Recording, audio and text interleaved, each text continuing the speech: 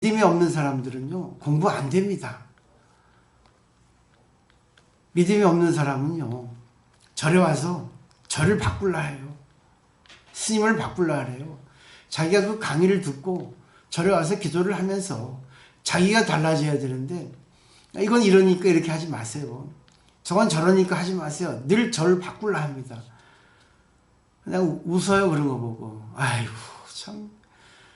헬스클럽 가가지고 코치가 이런다고 코치 말을 들어야 되는데 코치 말을 안 듣는 거, 그건 결국 자기 그 업식이잖아요. 그럼 헬스클럽 못하러 왔어. 물론 그것도 필요해, 자기가 마음대로 편안하는 거. 근데 어차피 절에 와서 자기가 찾는 것만 찾는 거예요. 결국 뭘 찾겠어요? 돈 잘 되게 해주십시오. 전부 자기 입장에서 욕심을 충족시키는 것밖에 절에서 찾는 게 없습니다. 물론 그것도 필요해요, 중생이니까. 근데 그러는 가운데 자기의 잘못된 것이 무엇인가를 봐야 되거든요. 그죠? 그걸 볼 수 있어야 되는데 그거를 보지 못해요. 그리고 중생들은 습성이 너무 급해요. 빨리 뭘 바랍니다. 빨리 성취되길 그래요. 아프면 빨리 낫기를 바라고, 힘들면 빨리 그것이 좋아지길 바라고, 상대하고 또 이렇게 불화해 있으면 상대하고 관계가 빨리 좋아지길 바래요. 근데 노력을 하지 않잖아요.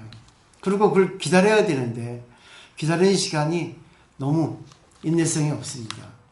구자무불성하들은 결국 결론이 뭐겠어요? 있고 없고를 초월한 무예요. 세상은 있기도 하고 세상은 없기도 해요. 결국 이걸 좋다 나쁘다로 이렇게 연결시키면 세상에는 내가 입장에서 좋은 것도 있고 내 입장에서 나쁜 것도 있어요. 그거를 초월하라는 것이 절대 무입니다. 이론으로는 그래요. 근데 이론으로 저는 설명해 드리는 게 왜냐면 무 너무 힘들어요. 왜? 인내성이 없으니까. 근데 당신 이 이치가 그러니까 이치를 의지해서 어떤 경우에 입각했을 때, 안 좋을 때, 특히 힘들 때 이거를 입각해 가지고 이것도 좋고 나쁜 것이 없다. 그러면 이것이 결국은 내 입장에서 나쁜 것일 뿐이지, 내 입장에서 힘들 뿐이지 진짜 진리의 입장에서는 좋고 나쁜 것이 없다. 그럼 받아들이자 하면 마음이 동요가 되지 않거든요. 이거를 얘기하는 겁니다. 근데 공부가 되면은 한순간 힘이 들어도, 한순간 슬퍼도 그걸 잊어버릴 수가 있어요. 아니지. 그걸 다른 걸로 돌릴 수 있습니다. 우리 몸을 보세요. 우리 마음을 보세요. 몸에, 예를 들면 눈이 아프면 하루 종일 눈에 집착을 합니다. 눈 아파, 눈 아파. 밥 먹을 때도 눈 아파, 눈 아파. 그럽니다. 마음이 아픕니다. 하루 종일 마음이 아프니까 이거에도 마음이 아프고 저거에도 마음이 아파요. 근데 그 마음이 아픈다는 걸 잊어버리면, 신경 쓰지 않고 놔버리면 마음이 아픈 대로 다른 거 할 수 있어요. 근데 그 마음이 아프니까 웃어도 마음이 아프다. 노래 불러도 마음이 아프다 그러거든요. 그게 집착이에요. 그거를 버리라고 평소에 이런 정신적인 습관을 트레이닝을 하라는 얘기예요. 이론은 다 아시죠? 근데 안 되는 게 뭐예요? 공부할 때만 내 것이고 공부를 안 하면 잊어버리잖아요. 저는 그걸 하려고 하죠. 근데 신도들은 역시 근기가 얕아요. 스님들은 제대로 이런 걸 아껴라. 그러니까 세상에 당신이 출가해서 제대로 된 불교를 공부하려면 모든 것을 초월해라. 그냥 인연 따라 살아라 그겁니다. 욕심 부리지 말고. 그래서 스님들은 다 욕심을 내려놓는 거예요. 그래서 대스님은 이렇게 간절하게 이렇게 말씀을 하셨어요. 자, 그 다음에 보세요. 아마 불법이 장차 멸할까 염려하노라 됐죠. 불법이 멸한다는 것은 부처님이 2500여 년 전에 깨달으셔가지고 불교가 흥성했어요. 2500여 년 지난 지금 불교가 지금 망하고 있습니다. 왜 그럴까요? 세상의 모든 문화 문명은 시간이 지나면 지날수록 발전합니다. 근데 왜 이 불교는 지금 나락에 떨어졌을까요? 왜 쇠퇴했을까요? 불교 진짜 근본 불교가 없습니다. 전부 뭐예요? 장사치 불교지. 그걸 또 방편이라 합니다. 참 방편 잘 써요. 그렇지만 방편을 의지해서 진실로 가야죠. 그래서 방편적 진실을 합니다. 이걸 좀 한번 생각해 볼 필요가 있지 않을까. 이 대예수님의 사장을 통해서 그렇죠. 그러기 위해서는 어떻게 해야 되겠어요? 진짜 절에 와서 공부를 한다는 거는 자기를 바꾸는 거예요. 어떻게 바꿔? 욕심 너무 내지 마. 욕심을 내되 욕심의 노예가 되지 말라는 거죠.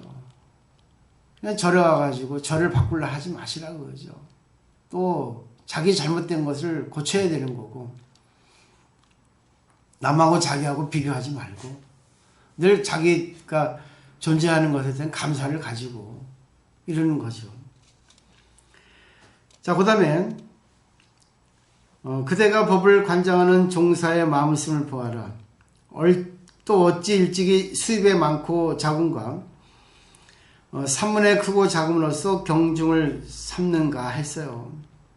그래서 진짜 종사라면 종지를 제대로 이렇게 배우고 종지를 제대로 드러내는 그 스님이라면 중요한 게 뭐냐? 절이 크고 작냐? 그거 중요하지 않아요. 그리고 수입이 많냐 없냐? 신도가 많냐 적냐? 요즘은 그러잖아요. 절 큰 것만 보고 스님 이름 높은 것만 보고 어제 들으셨죠? 제대로 있잖아요. 포교를 하고 제대로 이렇게 말하면 그 스님은 죽습니다. 이 정치도 보세요. 똑똑한 많은 사람은 절대 요직에 갈 수가 없어요. 왜? 너무 깨끗하니까. 깨끗한 고기는 더러운 물에 살 수 없잖아요.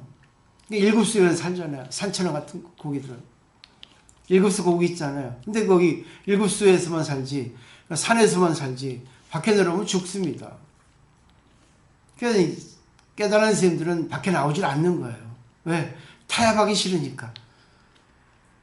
그렇지만 또 정말 대승이라면 중생에게 맞춰서 중생을 이끌어야 되는데 중생에게 맞춰주는 것만 끝나고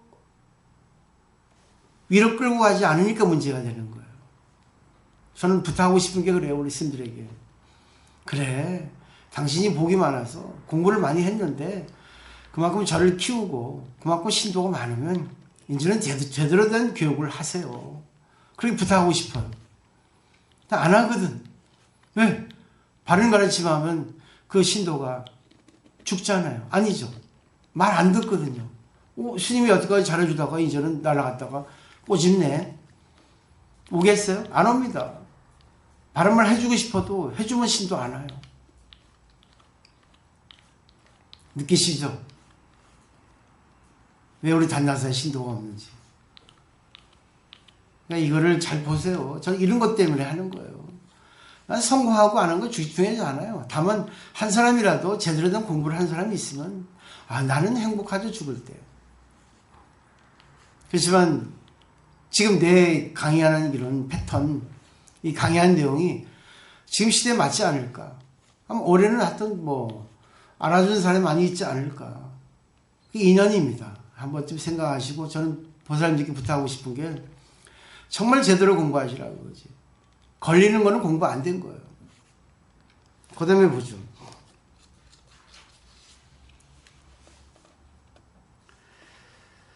쌀, 소금 따위의 사소한 살림살이로서 몹시 급함을 삼아 맞겠는가 그랬습니다. 그죠? 그냥 먹기만 있으면 돼. 먹고만. 내가 이미 출세해서 선지식 이름자를 이미 이어서 당했다면 하여튼 번역이 매끄럽지 못해요. 이거 1990년도에 이걸 출판했기 때문에 지상스님 같이 대학원에 있었는데 이렇게 축자 번역하니까 그래요. 글자 따라서 그냥 직역을 해버리니까. 그리고 옛날 고어를 써서 이렇게 했는데 좀 이것도 하고 싶어요. 여러 가지 할 게 너무 많아요. 결국 이거는 뭐냐면 그대가 이제 출가해서 공부를 많이 해가지고 선지식이라는 이름을 큰 스님이라는 이름을 들었다면 마땅히 한맛의 본부사라서 방문에 오는 일을 제접하고, 한맛의 본부사죠. 딱 하나라는 얘기입니다. 돈교요, 돈교. 야, 아무것도 없어. 그냥 공이야. 공이기 때문에 휘둘리지 마, 그럽니다. 근데 공이면 상대의 말에 걸리지 않고, 또 공이니까 내가 상대에게 어떤 말을 해도 걸리지 않고. 참 멋있는 말이에요. 그 다음에 창고에 있는 바 재물과 곡식은 인을 알고 과를 아는 지사에게 나누어져서, 이 지사는 일을 아는 사람이에요. 도지사가 아니라 일에 대해서 분명히 아는 사람. 네? 됐죠? 말씀드렸죠? 그래서 절 살림살이는 이런 사람에게 맡겨야 돼요.